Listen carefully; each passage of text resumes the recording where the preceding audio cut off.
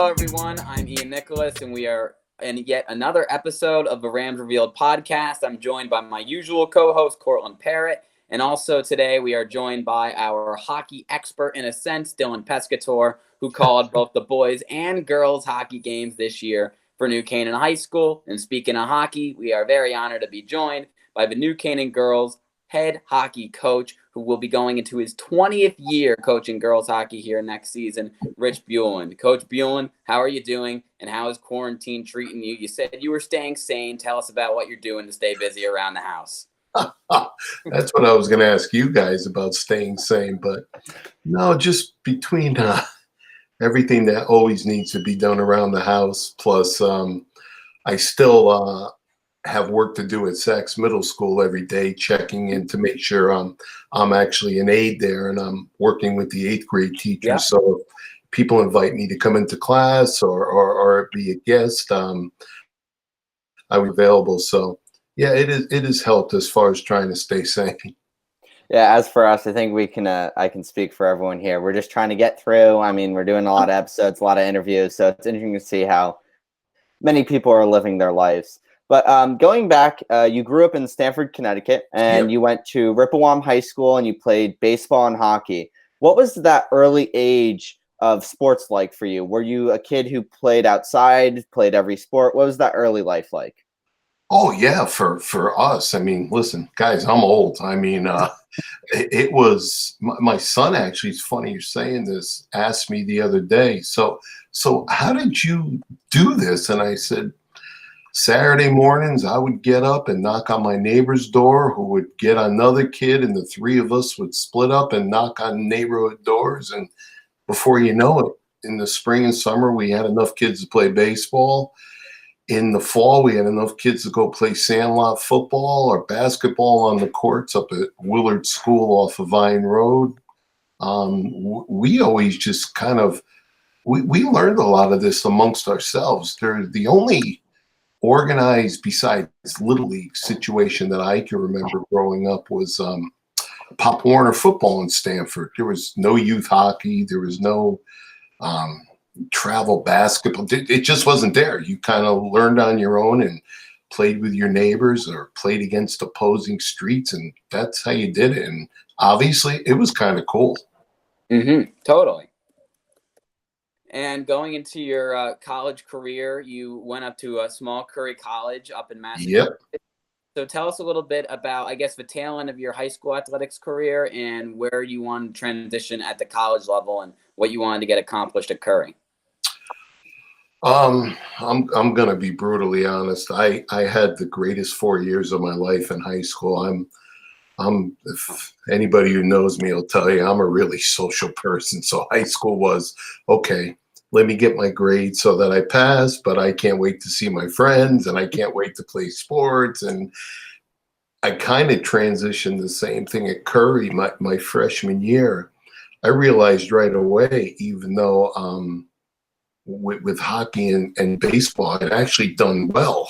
I was really happy with the way I did, and my grades were pretty good. I just realized, wow, this is tough. I mean, kids, I give the kids today so much credit because it's hard to go if you really want to try to have a social life and an athletic life and your academic life. It's not easy. And I'll give you just an example, just kind of digressing. I looked at somebody like Maggie Westhill, who graduated in 2005 and was possibly one of the best hockey players I'd ever seen, boy or girl. She was just phenomenal. But she was an outstanding soccer player. And that girl went on to Yale and played 4 years, both sports, with a 97.5 average. And she's now working at a Mass General Hospital. Now, I don't know how she did it, but yes, I did, because she was such a driven kid and she had everything in perspective. I was not that kid. I tell people to this day the best 8 years of my life were high school into college, because it was just one social gathering for 8 years. But that was me.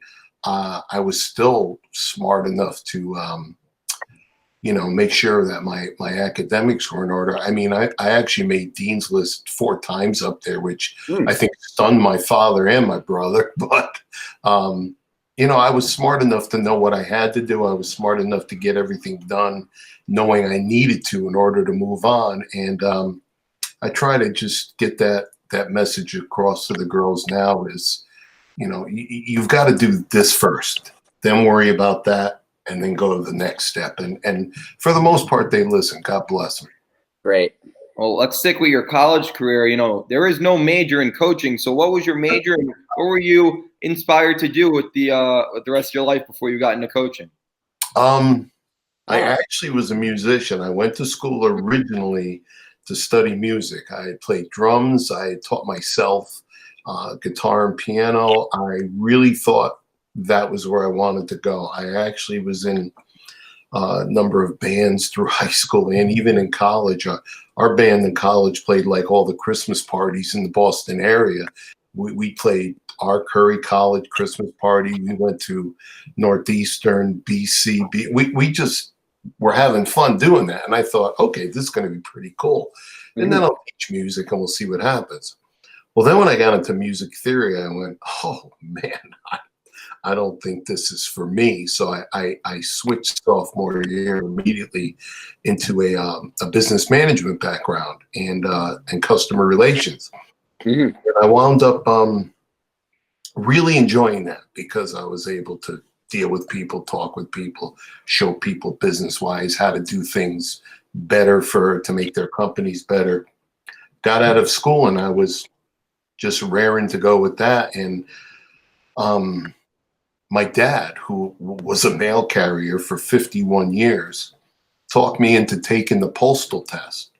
And I remember I said, well, God bless you. You worked hard. And he loved being out on the road every day, seeing his customers, meeting people. And you think I'm social, he was way above the curve.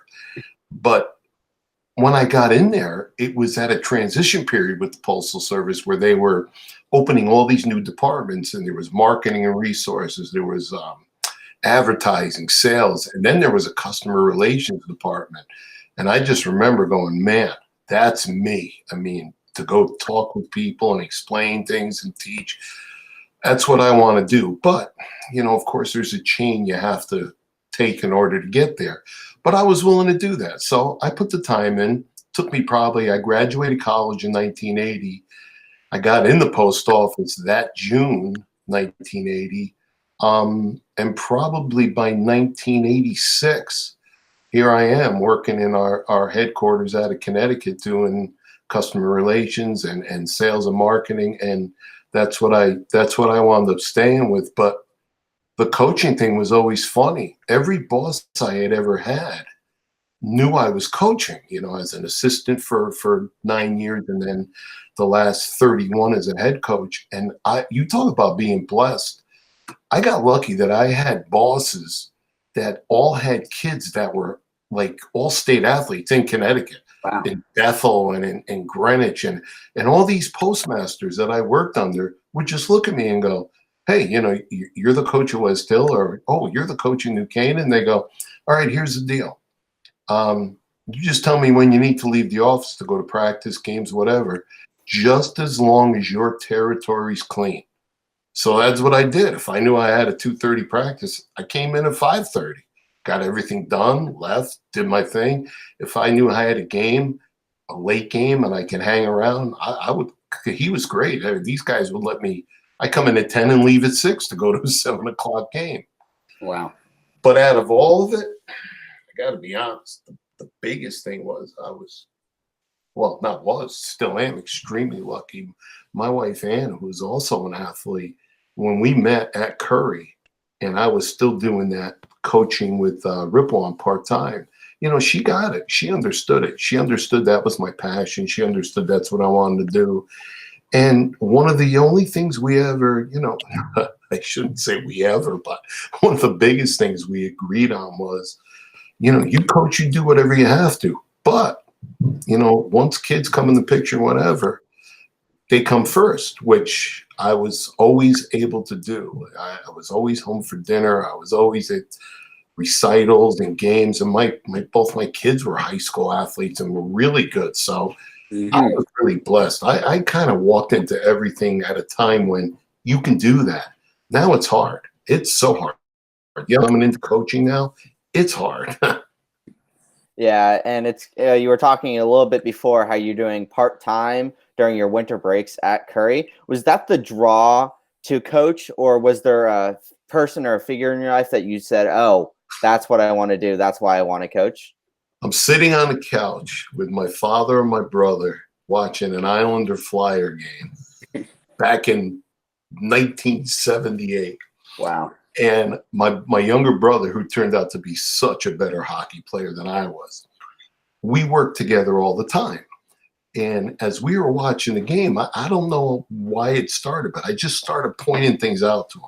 You know, you got to do this. You got to look at that. You got to pay attention to this. Don't always worry where the puck's going. Worry where the players are going to be, blah, blah, blah. And just, you know, talking like you remember he got up, my brother got up to leave the room. And my dad smiled and he looked at me and he goes, you should coach. And I remember I went, me? And he goes, yeah, you start explaining that stuff. I see it. And I was like, oh, is that how you talk to the kids? And I said, yeah, I mean, that's pretty much it. You know, you're trying to teach on the fly. You want them to understand it. But yeah, I try to break it down and show them. And he said, nah, you should think about it. And then, you know, 2 years later, upon graduating, I got the chance to do full-time as a high school assistant. I mean, I had never done peewees or juniors or anything. It was just, boom, there I was in high school. So, I mean, you've made the right decision considering that next year was your 40th year as a head coach of hockey in general. So, as again, you went to Curry College. You were an assistant at Rippewam and also at then Westhill. 2 years after you graduated college when Rippewam closed down.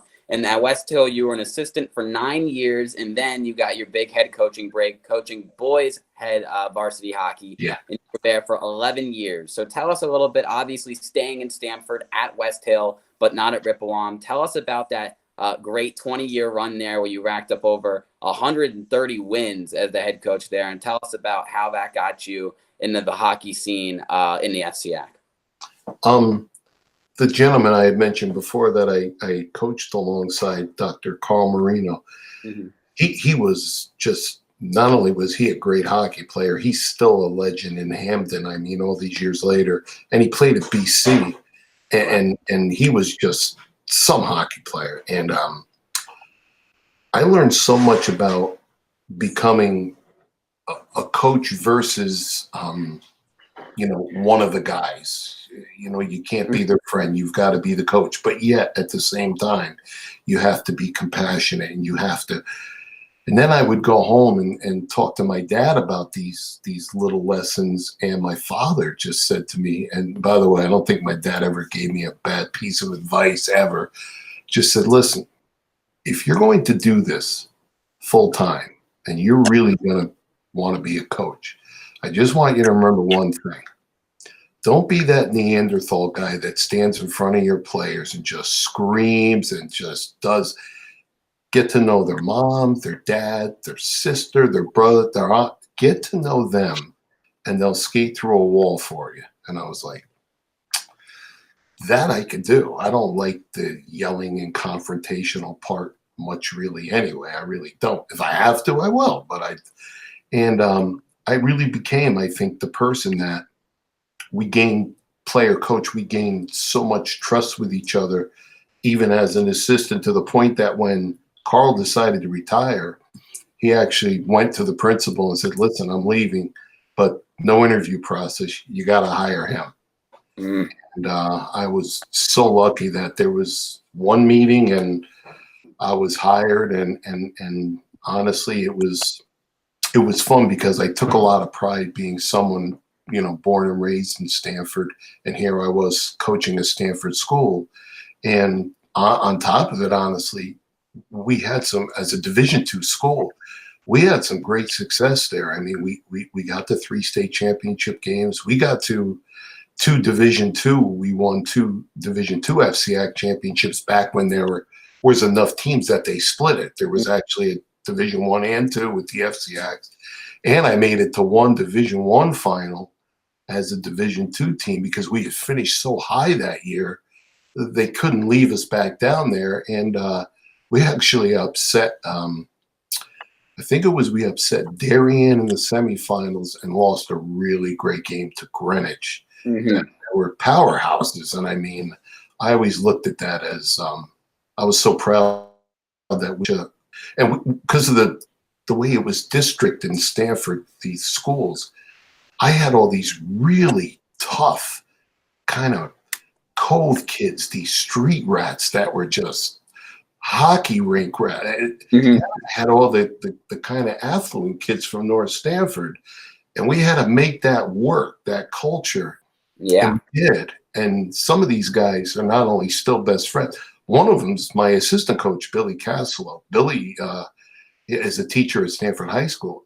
Billy was one of the best hockey players I ever had. Never said a word, but he had followed me written all over him. He was that tough kid that just took no grief and he wound up actually going to Williams College playing baseball and hockey. Played a little minor league baseball before settling on teaching, and we're still friends. And to this day, I remember when I asked him to coach with me, he just looked at me and went, "Oh my God, yeah, I'm in."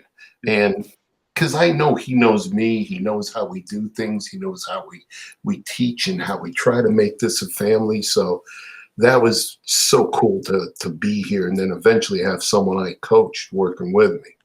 Totally. And my other coach actually teaches you guys, Miss Samara. Yeah, she was my math teacher. Listen, You talk about tough and some hockey player. Her 2 brothers played for me at Westhill. She was better than both. She went on to play at Hamilton, and she actually was the head coach at Wilton High School when they really started developing that girls program and really built them into a playoff team. And then she decided to start a family. And one day we were talking, she said, "I don't really want the responsibility of a head coach anymore." And I was like, "Oh my God, come with me. I've got Billy Cassillo coming aboard," who she knew because her brothers played with him. And yeah. So here we are as we are right now, one happy family.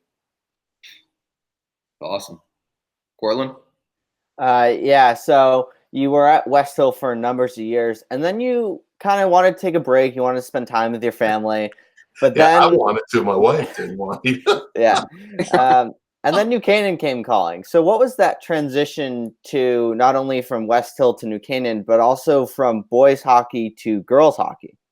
I think I was retired for 3 days before. Yeah, that's what he said. Vinny Iovino, the old athletic director, called me and said, "Hey, you can't quit yet. You got to meet with me." And I remember we met, and he was great. And he actually he really ambushed me. He brought Bo Hickey, the boys coach, and he knew I knew Bo from Stanford. He brought a couple of parents, and we basically sat upstairs at the Darien rink, and I'm watching a girls' captain's practice.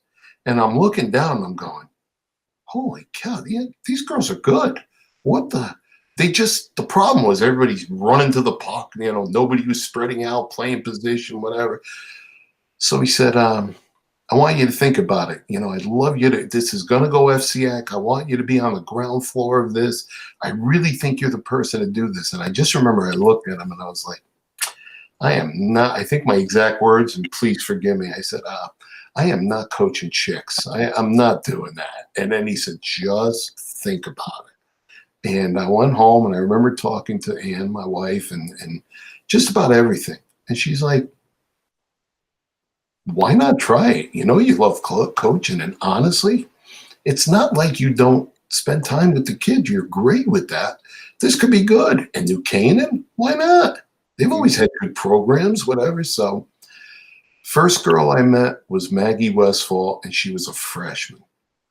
And she was so very pleasant, don't get me wrong, but right in your face. The questions she started asking me, this, that, and I went, "I think I want to come here just to coach that girl and put her in her place. That's what I think I want to do."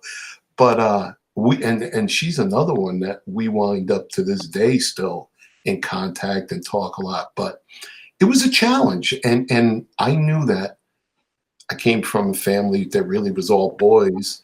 I never really, except for my daughter. My daughter's my oldest, and she's just a very good athlete. So I worked with her a ton. But it was the emotional stuff. Oh boy, how do I deal when we're having a bad day? How do I deal when this one's boyfriend breaks up with her? What am I going to do? And I realized that the stuff I had done at Westhill as far as building that family atmosphere just really carried over to the point where not only was there such a trust, but they always knew they could come and talk to me about anything. I mean, whatever was bothering them. And I was going to be an objective ear. I wasn't going to judge. I wasn't going to, they were my players. I cared about them. So I wanted them to have that kind of, I guess comfort is a word, that they could trust me, rely on me, and that I was going to be behind them. And it really hasn't changed. I've been blessed that all these girls over the years have taught the incoming players, hey, this is what we do here, and this is how we do it. And I think it's what's made us, as much as talent, I think that's what's made us as successful as we've been. I mean, I wanted to talk about just how much success you've had. We all know the championships and the numbers, but I want to talk about how the youth programs for girls hockey has grown and really has impacted how you guys have constant success every year. That's another one where I got talked into getting involved. People can't believe this, by the way. You guys probably already know, and if you don't, I'll just explain it quick. Jamie Tropsa, the Darien girls coach, is probably one of my best friends on the planet. I mean, I love that guy, and a great coach, great person, always been one of those people that despite the border war, he's always helped me with whatever I've needed, and I hopefully have helped him with whatever he's needed. We coached together for years with Dean Pomeroy, who used to run Terry Connor's rink in Stanford, and a gentleman named Dave Hogan, who was my old assistant at Westhill for years. We did a program called the Seacoast Kings, which was an independent boys travel team, high school. We had kids, New Canaan, Darien, Greenwich, Hamden, Fairfield Prep, Notre Dame of Fairfield. We had some team. And we did that for 25 years and with great success. And it got to the point, though, where a lot of kids in the area now weren't even hanging around at high school. They were taking off and going to prep school, and we couldn't get the draw we used to for tryouts. And rather than begging kids to come, we just decided to pack it in, and that was it. There's another one. I don't think I was retired from that for more than 6 months. And Jamie called me and he said, hey, I think you're going to want to be a part of this. And it was that Darien Ice Cats program with the girls. And it was all New Canaan Darien girls. And because we aren't CIAC sanctioned as a sport, girls hockey, I can still coach. And if there's girls on my team, there's no penalty, no whatever. But I've been lucky over the years that we have been able to keep it to the number that they mandated. So it's not like I have 7 or 8 New Canaan girls. I have maybe 3 or 4 that play on the team that I coach. But there are so many girls at the younger level that have taken up hockey, and this has really gotten the interest going and given them a chance to play. And it's funny. I don't know why. Maybe it's the same with boys. I don't remember because it's been so long. Mm-hmm. Man, these younger girls get on the ice, and they want to stay with it. So now you've got built-in feeder system. You've got kids. Give you an idea. 2 years ago, I had 14 freshmen try out and 10 made varsity. That's why we won the state championship. Mm-hmm. I had 7 of 10 freshmen that made varsity starting. One of my best lines was Maddie Cloud, Caitlin Tully, and Jade Lowe, and nobody had a third line as good as that third line. And we'd throw them out, and people would be like, what the heck are these girls? And then last year, okay, I only had 6 freshmen try out. This coming year, and hopefully we will have an upcoming year, I've got 16 freshmen coming out. And it's like, wow. I've kept the JV program over the years, and I'm glad I did because now we have a place for girls to play. But the talent level is getting to the point where I may have to start looking at playing prep school JV teams for the JV program because They're the that good. others in this area just not as good because our feeder system's better. That ice catch program, honestly, that's a good question, by the way.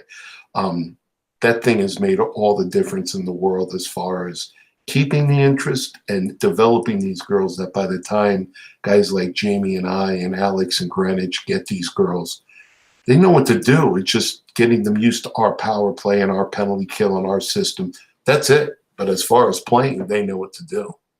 I mean, I know Dylan can probably speak more to all the players on the team, but just watching, over the years, players like Blythe Novick and Kaylee Harden, who are, freshmen, sophomores, and they're starring on your team. And obviously, your seniors and upperclassmen play a massive role, but it's crazy to see how ready they are. And, you wouldn't have that without that youth system. And it applies for all the youth sports here. I mean, football, lacrosse, we're talking to all the other coaches, and it's the same thing about how important it is. Now, I know how you do have, obviously you teach at Saks as an instructor, and then also you're an assistant coach on the softball team. But I know how much hockey means to you. I mean, you said it's what you love. I mean, you said it keeps you alive, and you said coming to New Canaan reinvigorated your love for the game.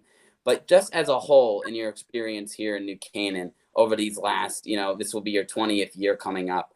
What was the biggest thing for you that has stood out over the years that has kept your love for hockey strong and your love for, I guess, this community and what you mean to this community strong? Oh, wow. I know That's really good. Thank you. All right.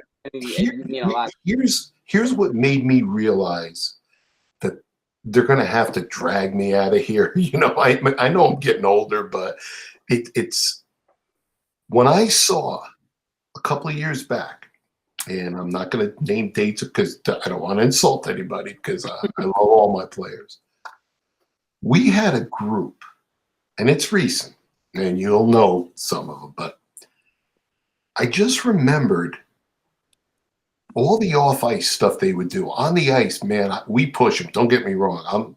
I'm actually a pretty nice person, but on the ice, I push them hard because our motto is we're going to work harder than anybody. I don't care how good we are. We're still going to work harder than anybody.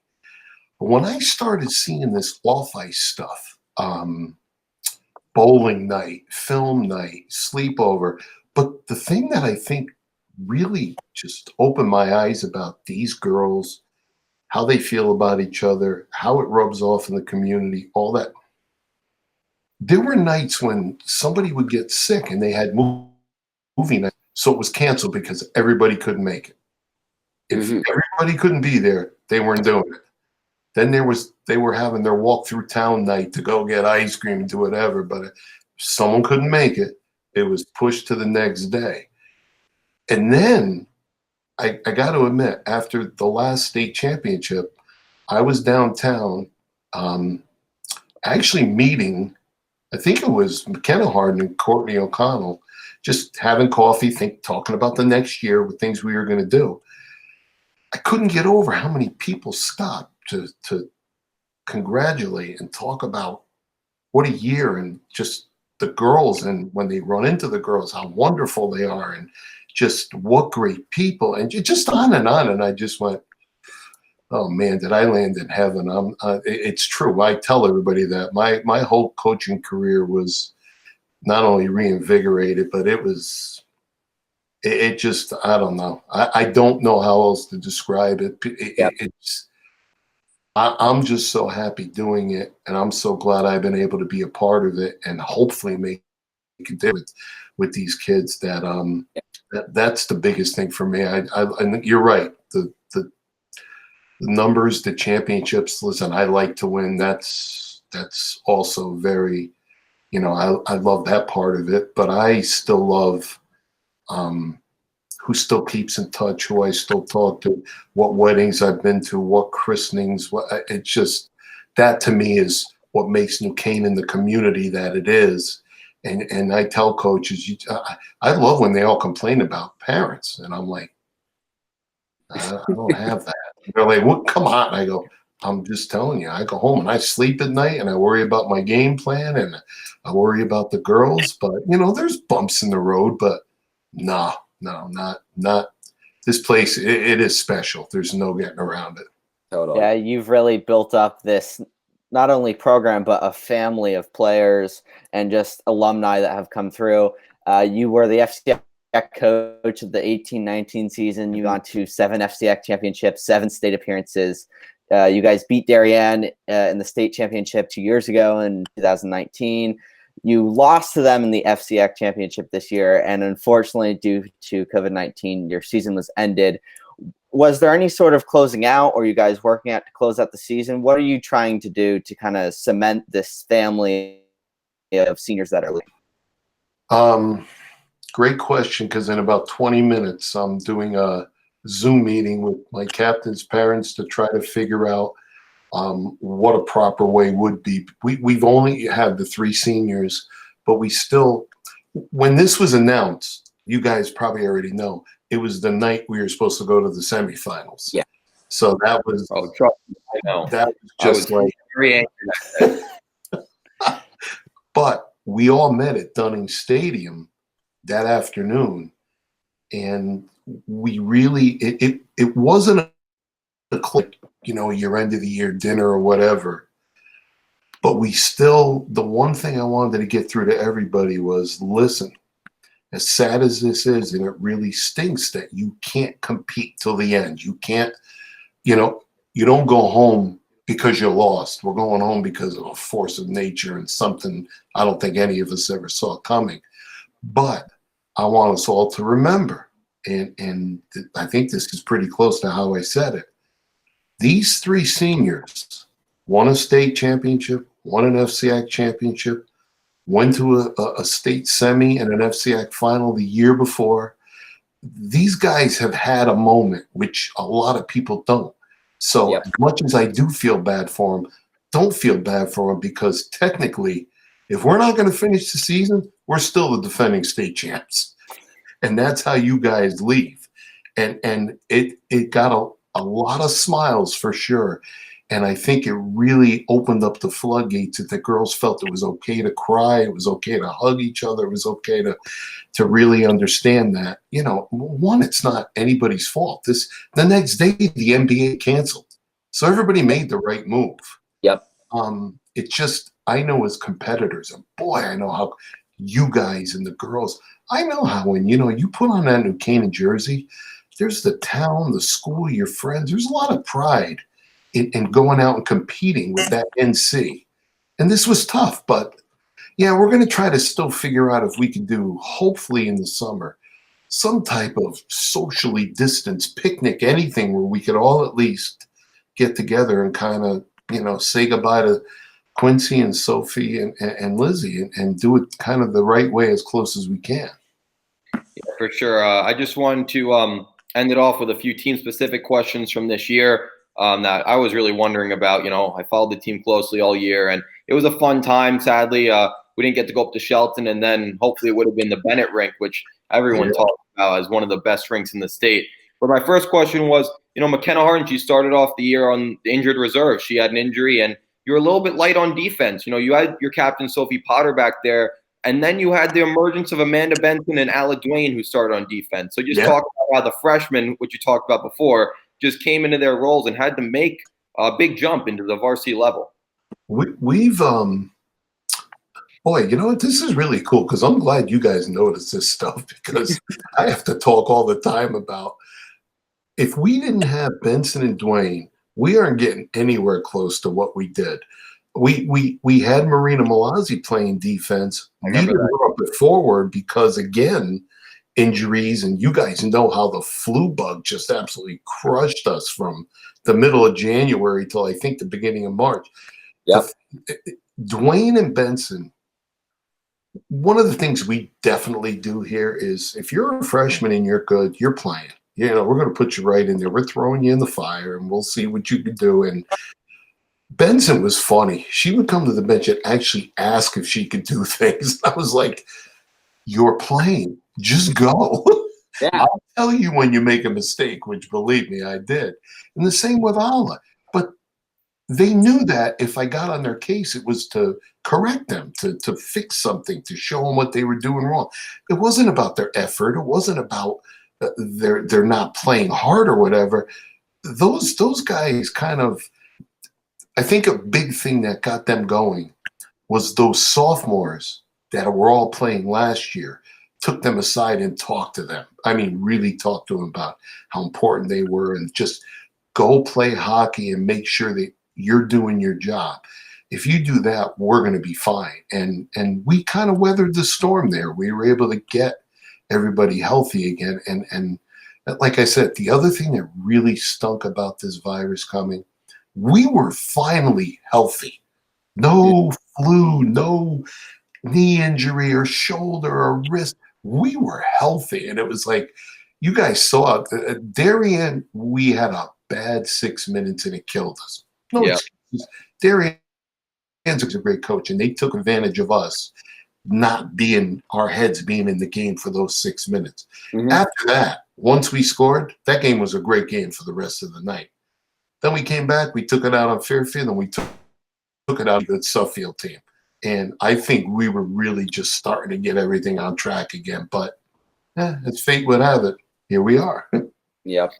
I mean, it was a great season, and it was just sad that we couldn't see the ending. You know, you're going to face a Simsbury team. I had all my notes ready. I was ready to go to Shelton, and sadly it didn't happen. But I wanted to ask another question about the team. I wanted to move over to the offensive perspective. You know, you had a great first line, and really that second line too with Quincy, Jade, and Grace slid in there at the end of the season. Flato at the start, and then Kroll came in at the end. That third line kept moving around, and it had their moments, but you didn't really have the depth that you usually have as years prior. And by the way, I'm glad you said that about the third having their moment. I think what really hurt the third was, if you look at it collectively, and guys, you can go back and see on the films who was there, who wasn't, whatever. We were without Grace Flato for almost 2 weeks. We were without Elodie Koo for about 10 days. We had Marina Malazzi sick, and then we had I feel terrible. I can't remember. Oh, gosh. Now I'm going to go crazy. But there was a fourth because we rotated four. I think four on that third line, you had Bell, you had Koo. Oh, yeah. Thank you. All those girls at one point got so sick that we were never playing all together. I remember going up to East Catholic, and Frank Useglia, their coach, who I'm also very good friends with, looked at me and goes, "Where's your bench?" I said, "Home." I mean, I don't know how many girls called on Friday and said, didn't go to school, can't get out of bed, whatever. And it was Flato and Koo. And I think my third line that night was Sophia Karen, Marina Malazzi, and I actually think I threw Ala up, and we went 3 defensemen. Wow. Yeah, and we lost to a good East Catholic team. We lost 2-0. They scored 2 power play goals on us. But I was actually hoping to play them in the playoffs again, because I was like, oh, man, you need to see me healthy, not this. But you had to get your revenge. I love it. And then one final question I wanted to ask. You know, it's more of a perspective question. It's really how Blythe has made herself into a star. You know, I commentate along with Dan Toscano, a father in Darien, and Kevin Pavini, Father Greenwich, and all they talk about when I mention New Canaan is how good Blythe Novick is and how great of a season she had. Because really, you know, 2 stars of the season, it was Kaylee Harden and it was Blythe. And how'd they really carry you through all the troubles you went through? Listen, on paper and visually, when you watch us play, you can't take your eyes off Kaylee Harden up front, because, you know, that is the definition of a person that doesn't understand. You can go around people. She's just going to go through you. And she is just so determined.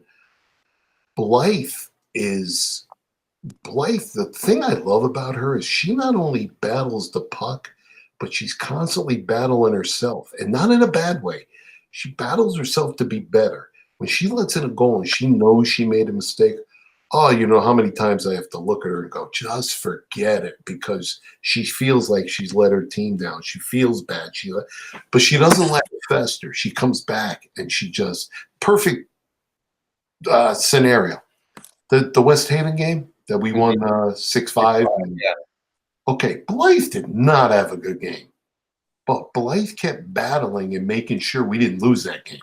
And that's what I love about her. It's, man, does she shine in games like the Greenwich game we played in Darien, the first shutout against Darien, the 1-0 game. That was probably best game of the season for her. Absolutely. But I look at all that other stuff, which is funny because, you know, her mom and dad always look at me, oh, she stunk tonight. No, she didn't. We won 6-5. She only gave up 5. We won. That's all she cares about. That's all I care about. And honestly, now I feel bad for Amity because we're going to play them next, and she's going to be ticked off. And by the way, that game in Hamden against Amity, 35 saves. It was ridiculous. I mean, she made a save coming across the crease when the girl had an open net that I still don't understand, that I heard thud off the pad and not a clink off the back of the net, because she challenges herself constantly. Listen, we threw her in the fire as a freshman, and she made All-State. Mm-hmm. She came back last year, led us to both championships, made All-State again. This year, you know, I can't vote for her. It's everybody else that votes. All I heard from everybody was, man, when you were going through this injury or that sickness or that, boy, she stood on her head. So they know. And she made All-State again. That's just, you don't find that often. And Kaylee, same thing. Freshman, sophomore year. She's made All-State both years. I got people looking at me all the time going, oh, tell me Four is sick, please. I go, no, Four's healthy. She's But people notice. They see how good those two are. As a matter of fact, Blythe and Kaylee both got invited to play with our Team Connecticut, which I'm one of the coaches of for hockey night in Boston. And Blythe's definitely in. But, you know, Kaylee, I'm waiting to see what those lacrosse commitments are. So that's the question I actually had. You know, I wrote it down, and every girl that we see on the team is committed for lacrosse. I'm pretty sure, like when you played Darien in the SCI championship, it was almost all the starters were committed for lacrosse or another sport. What is going to make that change in it where there's a place where girls can go and play hockey and have a future there? Well, I could talk about this forever, but I won't. We are one of the few high school teams in Connecticut. I'm going to tell you right now, every year when I have a parent come to me and go, oh, you know, we might stay a year or two and then we're looking to go to prep school because, you know, if you're going to play college hockey, and I take what I call the list, and I go, here you go. Here are all the girls that have played for me and that are playing college hockey or have played college hockey. And they just stare at me in disbelief and go, I didn't know that. I go, yeah, so if you come here and learn anything about our program, Darien sends so many girls to go play lacrosse. I get it. There's hardly any. And Jamie and I talk about that because he always says to me, you always get girls to go play hockey. I go, well, because I try to make them fall in love with it. I've had girls that have committed to lacrosse. Look at me and Carol, who just graduating this year from Williams. Cross player. She walked on at Williams, and 4 years later, she's the captain of Williams. She's graduating, and she played hockey. I've got Quincy Connell going to Trinity with lacrosse. Sent the film to the hockey coach, Mr. Maurice, there, and had Mr. Maurice come watch her at one of our Ice Cats tournaments, which was at Trinity this summer. Well, Quincy has an invite to go play hockey. You guys remember Liz McCarthy? Yep. Liz McCarthy playing club at BC, but went for field hockey. Showed up at an open skate. One of the captains walked up to her and goes, who are you? She goes, Liz McCarthy. Where are you from? New Canaan. Oh, field hockey. She goes, no, you have a captain's invitation to come to tryouts. Made it through all 3 tryouts and was assigned on the club team where she scored the first goal of the year, her freshman year. And now she's like, Bules, what am I going to do? I want to play both. I go, play both then. You're not going to have a lot of social life because you got to study too. It's there. I've had so many girls that have gone Yale, Cornell, Colgate, St. Lawrence, Dartmouth, RP, what do you call it? I'm sorry, University of Rhode Island. She was actually the captain there. You want to play, I'll get you. We'll get you there. We will. But I think you bring up a great point. The lacrosse thing is very pushed, and it's probably easier for girls to go and play lacrosse because they're not dragging a ton of Canadian girls down to play like they are with a lot of these big hockey schools. The one thing I love about all the girls from New Canaan, that girl that went up to St. Lawrence, Nikki Bongartz, she knocked the senior captain goaltender out of a starting job. I mean, it's there. If you, that's one of the things I always harp on these girls. I teach them. If you believe it and you want to put the work in, you can do it. But you just tell me anything you need to get your foot in the door. I'll send film, I'll call, I'll talk, I'll find people who know people. Just, you got to go through with it, though. Don't just tell me you want to do it and then you're not going to show. I'm putting my name on it and New Canaan hockey on it. I want you girls to just try as hard as you can and follow through. And the ones that want to play hockey, Jess Eccleston's up at Hamilton now. They do it. They do it. I've been very fortunate that a lot of girls have decided they want to do that. Well, Dylan, thank you so much for asking the questions that simply Cortland and I can't ask because of your knowledge of the team. And, you know, I mean, Coach Bulan, thank you so much for your time. We didn't even get to how you got your 500th win this year, you know, in January. And that was really hard. I mean, there's so much to talk about. I mean, thank you so much for joining us and just talking about your career and what you've done for us here at New Canaan. And Cortland, you like to wrap us up? Yeah, thanks again, Coach. You know, we've seen you in the halls. We've seen you at the ice rink whenever we're streaming or doing something. You're always friendly, and it's always to see how, you know, a sport that's primarily boys, a boys sport, especially in high school, that you've built up such a great program and a family that surrounds the program. So thank you. Congratulations on your 500th win, and we can't see what you have in the future. Guys, thank you. And like I said, I got such a kick out of one day having nothing to do between classes, and I saw Miska and I saw Tish, and I was like, hey, this is cool. I just saw Miss Woods too. Guys, yeah, thanks again. This has been Beyond the Whistle. Rams Revealed, episode 8. Thanks again to Coach. Remember to follow us on Twitter, subscribe to our YouTube channels. We just hit 500 subscribers, and we'll see you guys next time.